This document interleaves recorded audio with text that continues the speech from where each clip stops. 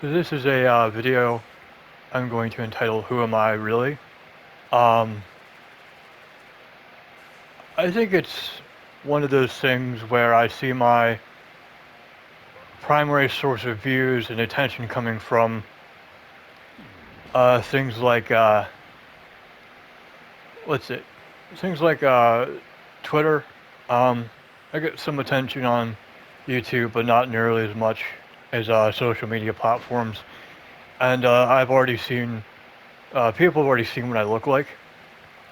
Um, but it's one of those things where I've been looking at the VTuber space and I've noticed a lot of as someone uh, behind a character and a username gets attention, people want to know who they are. It's only natural, and I think that when we hear about doxings, we like to think it's just about malicious intent, but it's what we tend to not think about is the human need for to know. We see something that's we just have to know. Like everything else about a internet personality. Um, that it's not entirely about swatting or getting their personal information or finding out where they live. It's just who is this? This is a curiosity, and internet autism does exist. So I, I I believe that it's better for me to say who I am rather than to induce people into the idea of wanting to find out who I am anyway out of curiosity. There's a lot more problems that can come out of that, um, versus me just saying, and I can control the narrative. People may not believe this. People may not believe this is who I really am, or my real name. But it's better coming from my mouth than someone who's dug through my past, my passwords, my personal life documents, and stuff like that. Um, so I'm going to come on and say it. My name on social media and on YouTube is gobiness. Um, my real name is Judd Carbine. I am indeed sick, and this is my legacy that I'm leaving behind. Um, how I get my information, uh, for what I say, I observe. Um, I observe things that go on. I look at patterns. I look at behaviors. I think about what people are doing and what people like them have done. Uh, it's sort of like observing an animal in the zoo in their natural habitat. Um, and it's just, how I think about things, and I also get these notions. People can say their gut feelings or things like that. Like I have to, it's a tug, it's a pull that makes you want to talk about stuff. Um, and if I come across as confrontational in my videos, that's not a persona. People have said before in my YouTube shorts, with the budget Joker cosplay. And I guess Joker's a YouTuber. Um, you know, sort of dunks on. I don't know if it's a character, but he sort of like dunks on Destiny and some Final Fantasy stuff. Um, Sort of along the lines of Pike. I think that's Pike or Pint. That's the name of the person who does Final Fantasy content, but it's not a character. Um, I I'm not careful because I'm afraid of what I'm saying. I'm careful about what I say in videos because I I know that people don't want to hear things that are truthful, and I feel comfortable saying that because it is the truth. And it's not the truth as I see it, it's the truth as things are. Um, that there are certain things that don't need innate proof. You don't need to go and find documents for it. You don't need to appeal to a higher authority. Well, this group of scientists said that. It's just things that we all know as human beings. It's just, you know, we all have a collective gut, and it's sort of like something bad is going on, and some people decide to act and some people don't. And and the people who act may have trouble for themselves, but whatever trouble that the people who act on something bad happening may be, the people who know that there's something wrong that's happening or they're watching, not acting, will have to live with their conscience for the rest of their life, right? And I think small example I can show of that is people who get caught. People who get caught and go to prison for doing something bad can sleep better than people who don't. Because people who never get caught after doing something bad or terrible or just stealing something have to look over their shoulder for the rest of their life. And some of them just, end up turning to drugs or killing themselves. So what I say is the truth. It's not feeling, but it's things that people can observe. And I would say that everybody has that innate ability to observe and call things out. The problem that we have as people is that when you join a group, you stop being able to observe because it's not cool to observe the bad things that people in the group are doing. And if you can see examples of that in politics, social media, people who get in certain groups, special treatment groups, social media celebrities and stuff, and just things like that. And it's like they may not do bad things to people or say bad things, but they stop calling the bad things out because it's not cool anymore. And it gets to a point where you start becoming so reliant on the group that you lose your sense of self. And I don't want people to form a group around me because of my personality or special treatment. I want people to form around me because of what I'm saying. And not around me about what I'm saying. I would rather have people hate my guts than think about what I'm saying. As a matter of fact, I said this in a video. You think twice as much about something you hate versus something that you like. And so I would say that you have people who, I'm going to bring up Alex Jones. He acts like an ass, right? People hate Alex Jones, but would people be talking about Alex Jones and what he's saying if he was nice? Would people be talking about I think it's Joker, actually, if he was nice? Even if they thought he was acting cringy, they're still going to talk about him. Whereas if everybody who gave out information was agreeable, be like, oh yeah, that's good, that's interesting, I agree with that, and then move on to something else. And then something comes along that they hate, and that thing that they agreed with or acknowledged gets booted right out of their brain. Because the brain's like, well, I don't need to think about this anymore. All my energy is going to go into something I hate. And that's the thing with telling the truth. Did you tell the truth, and someone will always hate you. And the person who hates you may have been the person who agreed with you before. And people say I'll end on this. People say you can tell a man by the friends he has. I say the more correct answer to that is people can tell the kind of person you are by how constant your friends are. If someone's always your friend, you're not saying things that are truthful. People who say the truth don't have friends. And I'm gonna get philosophical, real quick. People who are able to tell the truth and have it actually be the truth without innate proof without papers and documents and sources.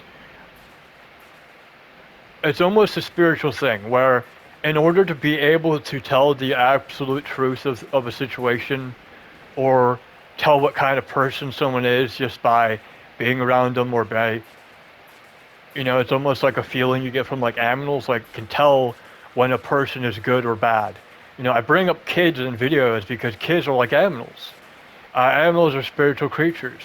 They can tell if someone's a bad guy or not. Same thing with kids. They may not be able to express it. An animal can't tell you that a burglar, someone who you think might be a friend is actually a burglar and is going to steal your shit. But what they can tell is that this person you're hanging around isn't good. Right? Same thing with a kid. And where that comes from is putting yourself, looking into yourself. Almost like you're closing off any other stimuli in the world, and you're forever, for however long it takes, putting yourself on a stage with spotlights all around you, and you are looking at every angle, every curve, every bad thought and action that you've ever done, looking at yourself honestly without excuses, until you can look at yourself like you're in an operating theater, right? Not to hate on yourself or to make excuses, but to want to make yourself better. If you do not want to make yourself better and are not willing to look at every dark part of your brain and your physiology, you may be fat. You may be stupid. But it shouldn't be everybody else calling you fat and stupid. It should be yourself calling yourself fat and stupid. And it's not because you hate yourself, it's because you're trying to care for yourself. Right? And like every other person in your life who you think is being an ass or a bitch to you, they're doing it because they love you. And they may not even notice that. But until you're able to do that to yourself, you cannot be honest about anything else. And it's like I said, it's almost a spiritual meditation that goes on, that you have looked into yourself and have seen how things really are. Then you are able to look into anything else. And it's almost like, yep, that's what's going on. And other people may call you a liar. Other people may call you stupid. Other people may call you anything else. But you know that to be the truth. And all you have to do is wait for everybody else to catch up. And you don't get the dopamine. You don't get the dopamine hit from being right in the instant, right in the moment where everybody's looking at you. But there is a small group of people that remember you. And people who have looked inward and judged themselves for who they are, and who are judging things now outwardly, people like that have a weight. Just by entering into a live stream or a chat room, people may not know who you are, you may not even say anything, but people who are trying to hide, terrible people, monsters, people who are afraid of people who can see how things really are, just by looking at them, that they will not like you. You will start entering into situations, you will start going to people who you thought were your friends, and you won't have to say a thing, and they'll turn on you. Almost like a gravitation, like a planet. You become a planet, and for good or for bad, you draw good people into you. It feels safe, but at the same time, those people who are drawn to you may be running from something else. They may be people who are marginalized. And when you draw marginalized people to you, when you draw people who you don't feel like have anywhere else to go, you are drawing their problems to you. Planets bring in, they bring in things. They may bring in orbiters. They may bring in these little planets that want to orbit, but planets also bring in meteors that want to come in and just destroy you because you're there and your gravitation just pulls them in and they have malicious intent. And so there's a price. There's a price to knowing things innately. Um, this could be a TED talk all of itself. It's 15 minutes in. All of this to say is, um, who I am isn't complicated.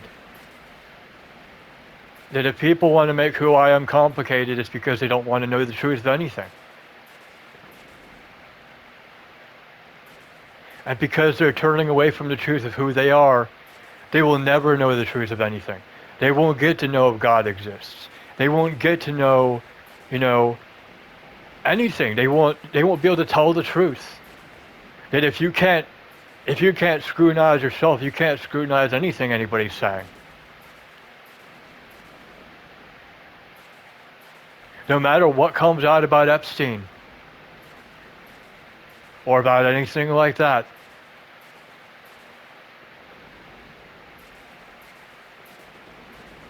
everybody knows the Pope is a monster. The Catholic Church is involved in molesting kids. But why do people still follow him? Why do people still trust him? Because they don't want the truth. They don't want the truth. People know the Masons do bad things. Not all of them are bad, but the people involved with them let the minority do bad things because they can't tell the truth. They don't want to know the truth. And so they never will.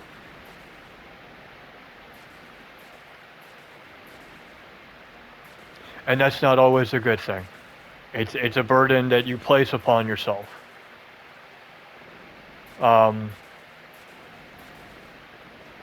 But just know it's also a freedom.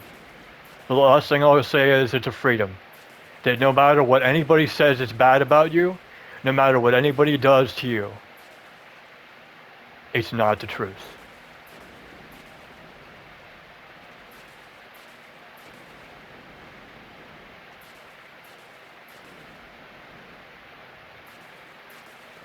And it never will be. People can call me a pedophile. People can look at what I post on Twitter. People can say I'm fixated on kids. If wanting a kid to be safe and taken care of when something happens to the parents, if that's mean and evil, I would say that has a lot more to do with the people who call me a pedophile than me.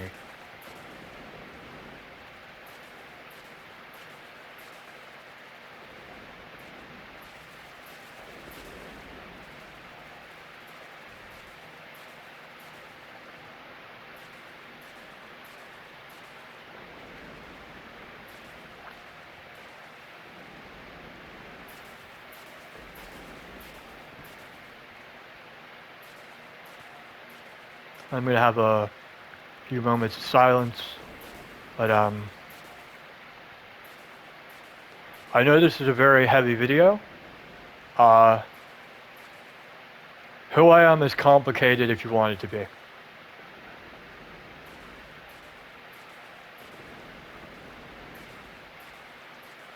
And people can tune this out if they want or not, but if God exists, if the devil exists, all that information is out there. I won't call myself a Christian. I'm not a Catholic. I'm not a Buddhist. I'm Judd Carbine.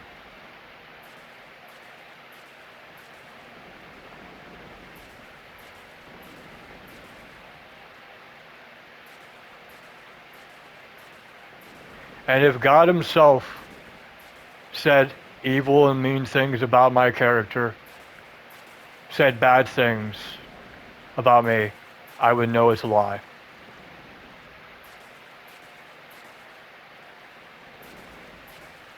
If all the religious leaders of the world, if all the political leaders said bad things, drag me through the mud, put me in prison, they can do what they like, but at the end of the day, I know who I am.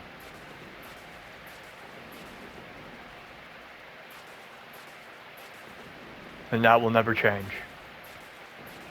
Anyway, I hope you all have a wonderful life. Know yourself.